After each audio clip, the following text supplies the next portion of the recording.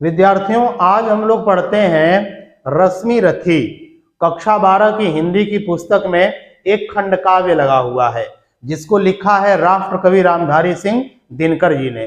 और परीक्षा में इससे पूछता क्या है, तो भगवान श्री कृष्ण, कुंती और कर्ण, इन तीन लोगों में से किसी एक का चरित्र चित्रण लिखने के लिए आता है। चरित्र चित्रण होता क्या है? तो चरित्र चित्रण का मतलब होता है कि उनके अंदर के चरित्र की विशेषताएं बताइए, अर्थात उनके अंदर क्या क्या विशेषता थी, उनके अंदर क्या क्या गुण थे। तो कम से कम उनके 5 या 6 गुणों के बारे में जरूर बता दीजिए। इसी को कहते हैं चरित्र चित्रण। तो चलिए अब हम लोग शुरू करते हैं कैसे परीक्षा में लिखा जाएगा। और मैं ये जो बता रहा हूं आप इसको परीक्षा में लिख सकते हैं यदि वो पूछता है तब। देखिए लिखा है मैंने रश्मि रथी। ये तो मैं आपकी जानकारी के लिए लिखा हूं कि ये रश्मि रथी का है, लेकिन आप यहाँ अपना हेडिंग लिखेंगे। प्रश्नोत्तर 5 क या प्रश्नोत्तर 7 क, जिस भी नंबर पे होगा परीक्षा में प्रश्न पत्र में आप लिख लेंगे। यहां से आपको लिखना है। सबसे पहले क्या लिखेंगे कि रश्मि रथी खंड काव्य राष्ट्रकवि रामधारी सिंह दिनकर जी द्वारा रचित है। इसका नायक कर्ण है। कर्ण के चरित्र की प्रमुख विशेषताएं इस प्रकार हैं। तो किस प्रकार हैं? तो देखिए, पहला ही गुण, कम से कम 5 या 6 गुण आपको लिखना ही है। तो पहला गुण क्या है? नायक। कर्ण रश्मि रथी खंड काव्य का नायक है। नायक माने हीरो। काव्य की पूरी कहानी कर्ण के ही चारों ओर घूमती है। इसकी पूरी कहानी कर्ण को ही लेकर के है। काव्य का नामकरण, अर्थात ये जो नाम रखा गया है रश्मि रथी ना, यह भी कर्ण को ही नायक बताता है। रश्मि रथी का अर्थ है वह मनुष्य जिसका रथ रश्मि अर्थात सूर्य की किरणों का हो। सूर्य की किरणों वाला जिसका रथ हो उसका नाम है रश्मि रथी। और वो कौन था? कर्ण था। इस काव्य में कर्ण का चरित्र उत्तम है। देखिए 2 पंक्तियां ये मैंने लिखा है कविता वाली। ये कहां से है? रश्मि रथी में से। यानी कि आपको रश्मि रथी जो खंड काव्य है, पुस्तक है, उसकी आपको 2 लाइन की 4 लाइन की कविताएं याद होनी चाहिए, ताकि आप बीच बीच में लिखिए तो एग्जामिनर को ये पता चलेगा ना कि हम इस बच्चे को कविता भी याद है इस पुस्तक की। ठीक है, तो देखिए ये 2 पंक्तियों का। तन से समर सूर, मन से भावुक, स्वभाव से दानी, अजाति गोत्र का नहीं, सील का पौरुष का अभिमानी। ठीक है, ये पहला गुण। दूसरा गुण क्या है? दानवीर। कर्ण क्या है? कर्ण दानवीर है, अर्थात दानियों के लिस्ट में, सूची में भी इसका नाम सबसे आगे है। देखिए कर्ण के चरित्र की एक मुख्य विशेषता यह है कि वह प्रतिदिन प्रातः काल संध्या वंदन करने के बाद याचकों को, याचकों माने मांगने वालों को, दान देता है। ब्राह्मण वेश में आए इंद्र को वह अपने जीवन रक्षक कवच और कुंडल, याद रखिएगा, कवच और कुंडल तक दान में दे देता है। कर्ण कवच और कुंडल किसको दान में दे दिया? तो इंद्र को दे दिया। इंद्र किसका वेश बना करके आए थे? ब्राह्मण का वेश। तो ये बात आपको वहां पर लिखनी है। ठीक है, अब आगे चलते हैं और भी विशेषताएं देखते हैं कर्ण की। देखिए कर्ण की और विशेषता क्या है? तो तीसरी विशेषता है सच्चा गुरु भक्त। कर्ण सच्चा गुरु भक्त है। कर्ण गुरु के प्रति बहुत श्रद्धावान है। कर्ण की जांघ काट कर कीड़ा भीतर घुस जाता है, रक्त की धारा बहने लगती है, पर कर्ण पैर नहीं हिलाता है, क्योंकि वह गुरु जी को जगाना नहीं चाहता था। अब देखिए, गुरु जी जंगल में कर्ण के साथ गए हुए थे और कर्ण की जांघ पर सिर रख करके गुरु जी सोए हुए थे। उसी समय एक कीड़ा आया और कर्ण की जांघ को काटने लगा और काटते काटते अंदर घुस गया। लेकिन कर्ण ने गुरु जी को नहीं जगाया। क्यों? क्योंकि वो सोच रहा था कि गुरु जी इतने दिन के बाद सोए हैं तो मैं इनकी नींद खराब नहीं करूंगा। इतना देखिए गुरु भक्त था, वो सच्चा गुरु भक्त था। और श्राप मिलने पर भी उसको श्राप दे देते हैं गुरु जी, तब पर भी जाते समय गुरु की चरण धूलि लेता है, गुरु जी के चरणों की धूलि अपने सिर पर लगाता है। देखिए दो पंक्तियों का, परशुधर के चरण की धूलि लेकर, उन्हें अपने हृदय की भक्ति देकर, निराशा से विकल टूटा हुआ सा, किसी गिरी श्रृंग से छूटा हुआ सा। ये दो पंक्तियां भी आपको लिख देनी है। चलिए आगे देखिए, चौथा गुण क्या है? सच्चा मित्र। कर्ण सच्चा मित्र है, किसका? दुर्योधन का। दुर्योधन ने कर्ण को जातिगत अपमान से बचाया था। कर्ण का जाति के कारण अपमान हो रहा था, तो किसने बचाया था? दुर्योधन ने। तभी से कर्ण दुर्योधन का परम मित्र बन गया। कृष्ण और कुंती के समझाने पर भी कर्ण ने दुर्योधन का साथ नहीं छोड़ा।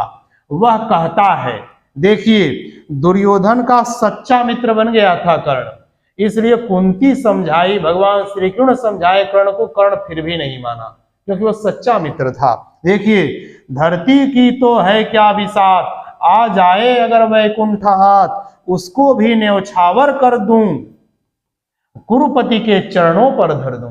कहता क्या है कि यार धरती की बात छोड़िए, वैकुंठ अर्थात स्वर्ग भी मेरे हाथ में आ जाए ना, तो मैं कुरुपति को दे दूंगा, अर्थात दुर्योधन को दे दूंगा। ये कहता है कौन? कर्ण कहता है। चलिए अब आगे और इसकी विशेषता देखिए, कर्ण के चरित्र की। पांचवी विशेषता देखिए क्या लिखा है? जाति विरोधी। जातियों का वह विरोध करता था, अर्थात जातिवाद को नहीं मानता था कर्ण। देखिए, कर्ण को जाति के कारण ही भारी सभा में अपमानित होना पड़ा था। कर्ण को अपमानित होना पड़ा था किसके कारण? जाति के कारण। इसलिए कर्ण जातिवाद को नहीं मानता था, कर्ण जातिवाद को नहीं मानता था। देखिए दो पंक्तियां, ऊपर सिर पर कनक छत्र, भीतर काले के काले, शर्माते हैं नहीं जगत में जाति पूछने वाले। देखिए ये बात कर्ण कहता है कि शर्म भी नहीं आती है जो लोग जाति पूछते हैं ऐसे लोगों को। तो ये भी आपको बात लिखनी है। अंतिम जो गुण मैं यहां आपको बता दे रहा हूं लिखने के लिए, देखिए छठवां गुण लिख दीजिएगा, महारथी। कौरवों की ओर से कर्ण महाभारत के युद्ध में सेनापति बनता है। युद्ध में कर्ण ने अपने रण कौशल से पांडवों की सेना में हाहाकार मचा दिया। देखिए सेनापति बना कर्ण कौरवों के पक्ष से, और पांडवों की सेना में हाहाकार मचा दिया।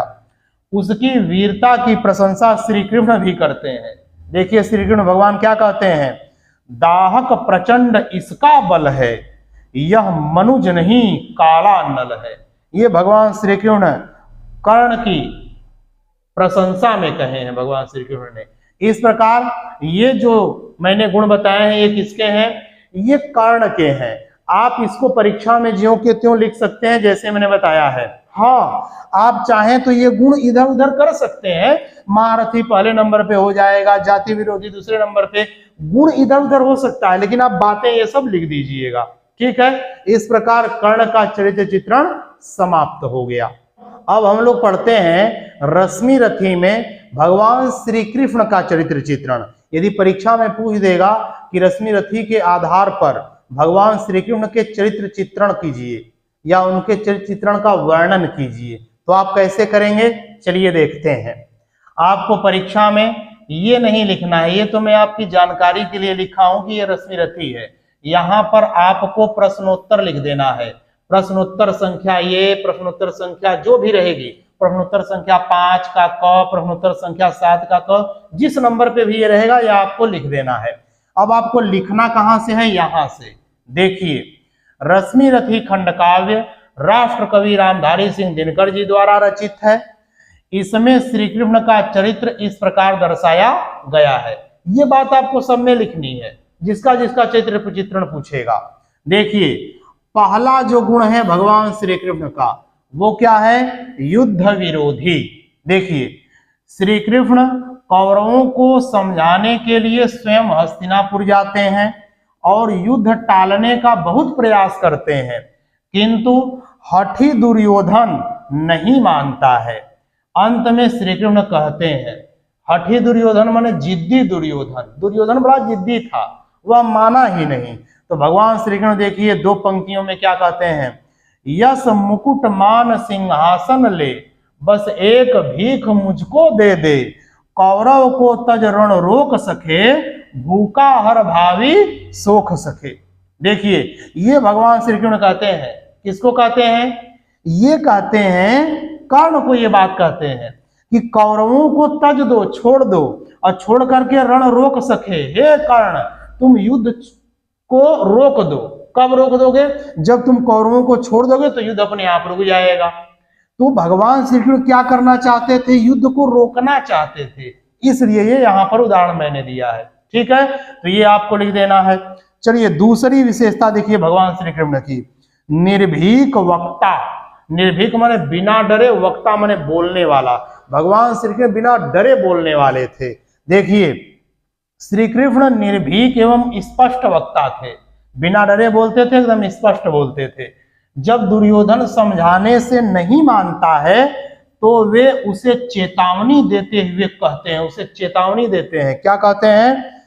तो ले मैं भी अब जाता हूं, अंतिम संकल्प सुनाता हूं, याचना नहीं अब रण होगा, जीवन जया की मरण होगा। भगवान श्री कृष्ण उसी सभा में दुर्योधन को चेतावनी देते हैं, अर्थात वो डरते नहीं है, साफ साफ बोलते हैं। ठीक है, चलिए भगवान श्री कृष्ण के अगले गुण के बारे में हम लोग देखते हैं। देखिए यहां पर लिखा हुआ है, तीसरा जो गुण था भगवान श्री कृष्ण के अंदर वो है अलौकिक शक्ति संपन्न। अलौकिक का मतलब होता है जो इस संसार का न हो, दूसरे संसार का हो, ऐसी शक्ति संपन्न, ऐसी शक्ति से संपन्न थे, युक्त थे। कौन? भगवान श्री कृष्ण। श्री कृष्ण के पास अलौकिक शक्तियां हैं।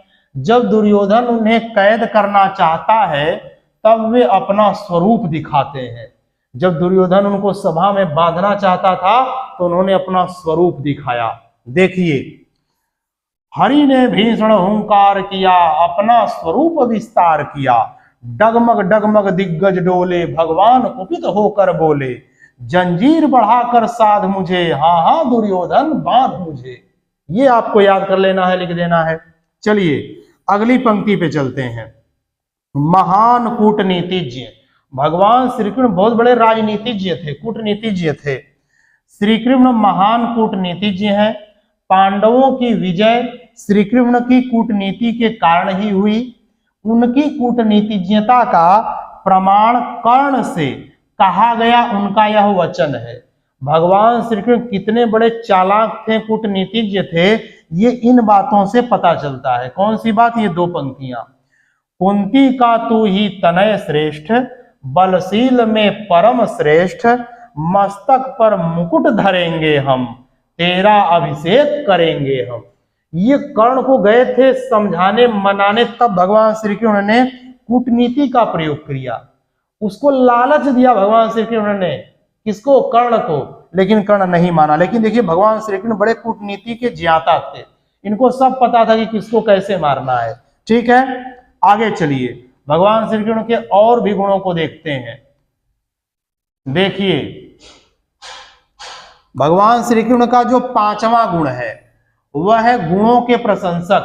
भगवान श्री कृष्ण गुणों की प्रशंसा करने वाले थे। चाहे भले ही कोई दुश्मन हो, लेकिन यदि उसके अंदर गुण, अच्छे गुण हैं तो उनकी प्रशंसा करते थे भगवान श्री कृष्ण। देखिए श्री कृष्ण अपने विरोधी के गुणों का भी आदर करते हैं। कर्ण पांडवों के विरुद्ध लड़ता है, परंतु श्री कृष्ण कर्ण के गुणों की प्रशंसा करते हैं। क्या कहते हैं? वीर सतबार धन्य, तुझसा न मित्र कोई अनन्य। कहते हैं कि अरे तुम धन्य हो कर्ण, और तुम्हारे जैसा मित्र कोई दूसरा नहीं है।